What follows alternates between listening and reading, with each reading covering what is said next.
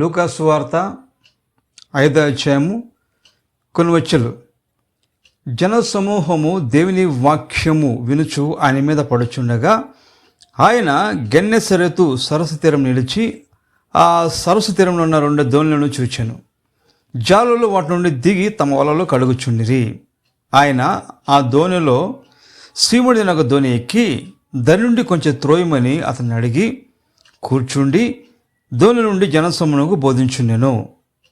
యేసుక్రీస్తు ప్రభు సమూహానికి వాక్యం చెప్పడానికి పేతురు పడవని కోరుకొని కొంచెం త్రోయమన్నాడు. తోసాక అక్కడి నుంచి పేతురు పడవలో నుంచి జనసమూహానికి వాక్యము బోధించాడనమాట.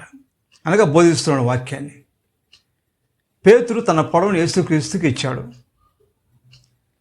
బోధించి అయిపోయిన తర్వాత యేసుక్రీస్తు ఏమన్నాడంటే ఆ తర్వాత వచ్చినంలో ఆయన బోధించుట చాలించిన తర్వాత నీవు దోణెను లోతునకు నడిపించి చేపలు పట్టకు వల వేడని సీమోనుతో చెప్పగా సీమోను అన్నాడు, నువ్వు దోణి లోతుకు దోసి చేపలు పట్టేకి మీ వలలు వెయ్యండి అన్నాడు యేసుక్రీస్తు ప్రభు. అంటనే పేతురు అక్కడ పేతురు, సీమోను ఏలేవాడ రాత్రంతా మేము ప్రయాసపడుతుంది కానీ మాకేమీ దొరకలేదు. నైట్ అంతా ప్రయాసపడ్డాం ప్రభువా, ఒక్క చేప మాకు దొరకలా. నైట్ అంతా సాధారణంగా వలలో రాత్రులు వేస్తారనమాట. రాత్రులు వేస్తారు. చేపలు ఎప్పుడు పడతాయో చేపలు పట్టే వాళ్ళకి బాగా తెలుసు అనమాట.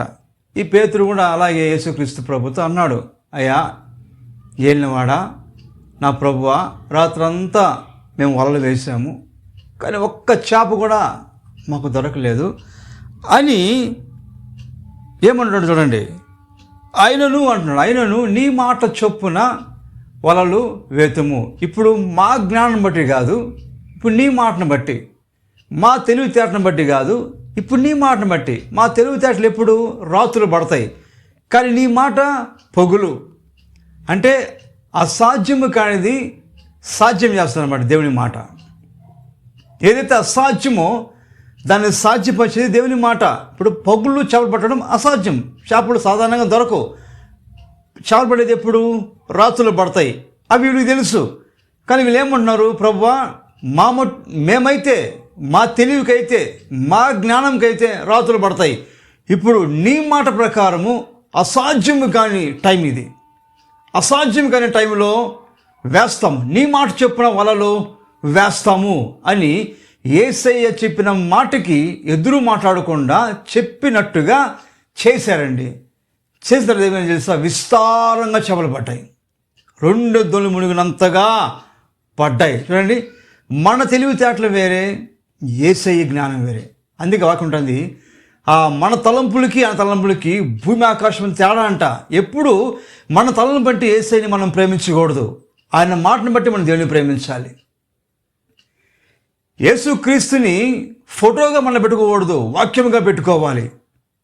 ఇప్పుడేమన్నాడు, నీ మాట చొప్పున అంటే దేవుడు అక్కడ యేసుక్రీస్తు ప్రభు పేతురు పడవిచ్చాక ఆ పడవలో నుంచి జనసమూహానికి వాక్యాన్ని బోధిస్తున్నాడు.